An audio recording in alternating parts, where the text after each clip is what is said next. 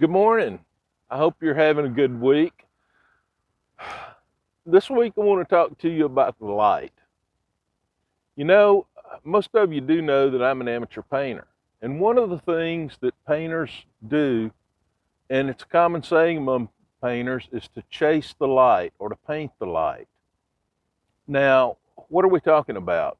If you will look at most of the good paintings, you'll see that there's a area of darkness, but it leads into a certain point where there's much light. It's the focal point of the thing.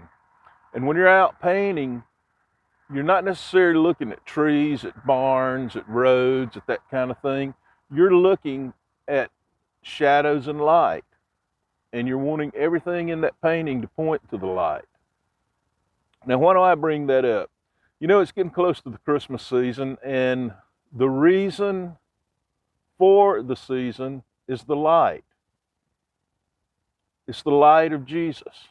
You know, he said, I'm the way, the truth, and the life, but he also said, I am the light of the world.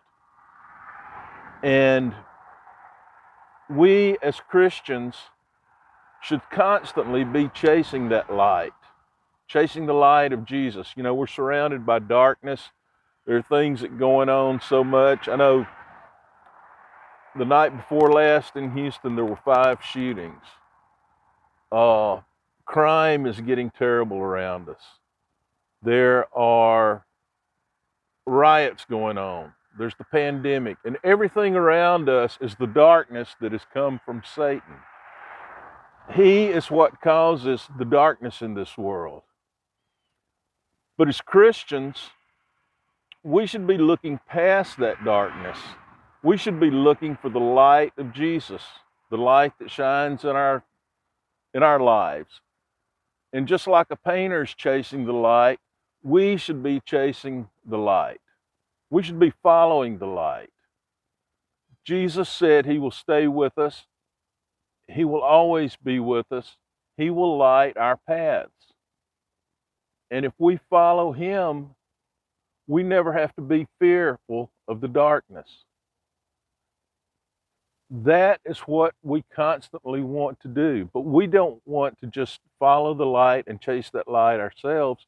We want to tell the people around us about the light. We want to let them know that there is a way, out of this, that one day we'll be surrounded by the light when we get to heaven. You know, Jesus is going to be the light of heaven. There will never be darkness there. So let's continue to follow the light. Let's continue to let Jesus light our way, to light our paths. You know, there's an old song called The Lighthouse. And it's talking about my life was darkness, but when I saw that lighthouse and followed it, I came to Jesus because Jesus is the lighthouse in my life. And that's where we constantly need to continue to point our lives. We need to look at everything and everyone around us with an eye toward eternity, with an eye toward being with Jesus, with being with the light, with being constantly bathed in his light. I love you. I want you to especially think about that during this Christmas season, that not only is Jesus that light, but we are reflectors of that light, and we have to reflect the light of Jesus to all of those around us. We don't want to see anyone end up in darkness.